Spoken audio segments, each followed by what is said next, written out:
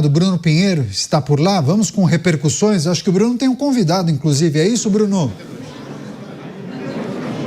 Converso agora com o senador do PL do Rio de Janeiro, senador Carlos Portinho, que inclusive foi em primeira mão, exclusivo comigo aqui na Jovem Pan, que o senhor contou que havia fechado a questão do bloco ali Vanguarda, do Novo, do Avante, contra essa indicação. A gente comentava aqui no off que são mais de 100 anos que isso não acontece aqui no Senado Federal.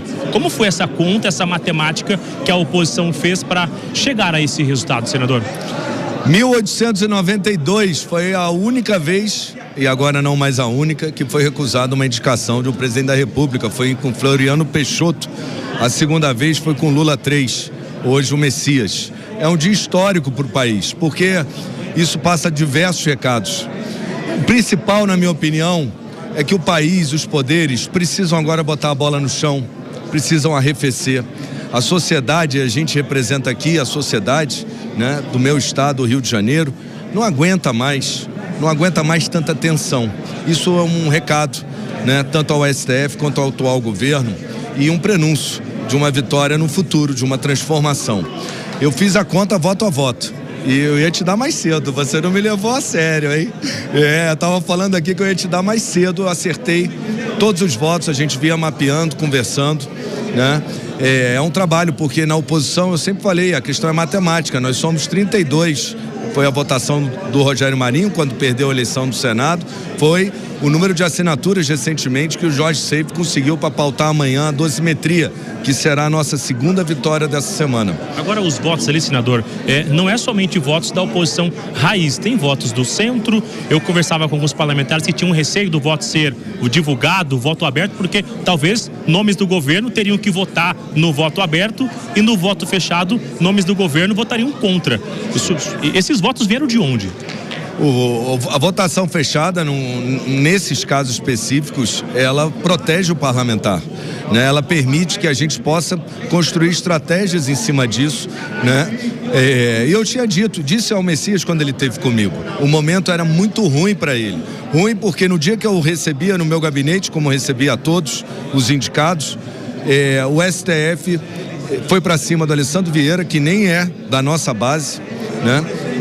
Até da base do governo e não da oposição. O STF foi para cima do Zema e abriu um inquérito da fake news por uma postagem do Flávio, que tinha repostado uma matéria de um outro jornal em janeiro. E eu disse, está atrapalhando, isso atrapalha, o momento é ruim. E o momento é ruim porque o momento do governo é muito ruim para o país. Ele respondeu o senhor? Ele entendeu o que eu estava falando. Ele não podia esperar da oposição nada diferente. Eu disse que a oposição seria oposição. Disse para a imprensa e disse para ele todas as vezes que eu pude. E prefiro ser honesto e sincero. Ele sabia que não podia contar com os nossos votos. E disse a ele que há um sentimento de autodefesa do Senado por essas investidas do STF contra parlamentares, recentemente Marcel Van Hatten e tantos outros, Gaia, né? E que havia um momento ruim também, porque há um sentimento aqui no Senado que o senador Rodrigo Pacheco, ele se desgastou muito, se desgastou aqui dentro, se desgastou no seu estado, no país, e não foi o indicado para o STF nesse governo Lula. Então, atuou para tentar também que chegasse a esse resultado, senador? Olha, eu tive com o presidente algumas vezes para tratar de outros assuntos. Eu não sei porque eu já estava com a posição fechada dentro do meu partido, mas ele não conversou comigo sobre isso, né? Então, na minha opinião, eu disse até numa outra entrevista que ele me parecia neutro, né? Eu acho que era muito mais um sentimento dentro do plenário do Senado, né? De que talvez haveria uma outra indicação melhor do que essa, e agora eu tenho certeza que vai ficar para depois das eleições. Eu estou com um retorno um pouco ruim, mas se no estúdio o nosso apresentador, o Daniel Caniato, tiver uma pergunta também ao senhor, acho que o senhor consegue ouvir aqui, por favor. Pois é, senador, muito obrigado pela gentileza mais uma vez em nos atender. Claro que é preciso considerar que essa foi uma vitória impressionante da oposição, mas também os holofotes se voltam agora para os próximos desafios, né? Muitos cobravam um posicionamento do Senado em relação a essas pautas, né? Quando se falava de freios e contrapesos. Dá para dizer que talvez seja um primeiro passo de um novo posicionamento do Senado Federal? Quais outras posturas o senhor entende que o Senado deveria tomar a partir de agora? Olha, é um sinal, um recado. Se você pegar a votação hoje, 42 votos favoráveis, né, contra, na verdade, o Messias. Se você pegar esse número e colocar numa votação de um processo de impeachment, onde a gente já conseguiu praticamente o mesmo número de assinaturas para sua abertura contra ministro do STF, é um recado de que os poderes começam a se reequilibrar e mostram que é hora de sentar na mesa, é hora de baixar a bola. O brasileiro não aguenta mais tanta tensão, tanto conflito entre poderes, pessoas que por sua vaidade se acham acima dos outros e que intimidam. Muitos senadores hoje foram intimidados por ministros do STF. Vou deixar claro mais uma vez, isso não é lenda urbana, isso acontece. E por isso um recado também para aqueles que intimidaram parlamentares para votar com o indicado. O senhor recebeu essa intimação? Não são tolos. Não são tolos de me ligar. A gente segue com essa repercussão, então. Senador Carlos Portinho, se tiver mais uma outra pergunta, seguimos aqui ao vivo. Pois é, senador, mais uma vez eu quero reforçar o nosso agradecimento, mas queria que o senhor discorresse a respeito dos próximos passos para ocupar a cadeira de Luiz Roberto Barroso. O Bruno fez o questionamento a respeito de Davi Alcolumbre, se ele teria feito uma articulação de bastidor para que os senadores votassem para a rejeição, né, para a não aprovação.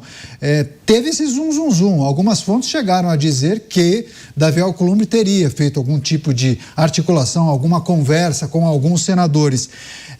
O senhor entende que talvez o nome mais adequado ou o governo sucumbiria àquela intenção de Davi Alcolumbre para sugerir o nome de Rodrigo Pacheco? O senhor escutou alguma coisa nesse sentido? Como eu falei, há um sentimento na base do próprio governo, isso era sentido, eu converso com todos os senadores aqui, como líder do PL, havia um sentimento de senadores que não entenderam por que a indicação não foi a indicação do Rodrigo Pacheco, na medida em que ele se estrepou todo, né? Teve um desgaste enorme, um desgaste político, inclusive, e no final não foi o indicado. Havia um sentimento. Quando eu cheguei aqui no Senado, para até outros jornalistas me procuraram, eu falei, entra ali no plenário, eu estava no cafezinho, entra ali, sente que está um clima pesado. Estava um clima muito ruim. Então, não sei se por movimentação do Davi, como eu disse, eu fechei questão muito antes com o PL votou unido, como eu falei, que votaria contra, assim como todos da oposição, tenho certeza que votaram, né? Nos nossos 32 senadores aqui, número mágico, mas é o nosso número aqui na oposição, mas que havia um clima e poderíamos surpreender. Surpreendemos. Um dia histórico, um dia de recados que, se não forem bem assimilados, vai ser pior. Agradeço ao senhor, muito obrigado pela entrevista. O futebol lá está mantido com o Flávio Bolsonaro? Olha, eu já pendurei minhas chuteiras aqui com 2 cirurgias de tornozelo, mas acho que eu vou lá porque é um dia para celebrar. Eu acho que a gente aqui hoje ecoou muito do que o brasileiro queria dizer, uma resposta do Brasil. Obrigado, senador, pela entrevista, também assessoria ao Fábio Guimarães, aqui sempre atento à Jovem Pan para nos auxiliar aqui nessas articulações e nas entrevistas também nos corredores do Senado Federal. Volto aos estúdios.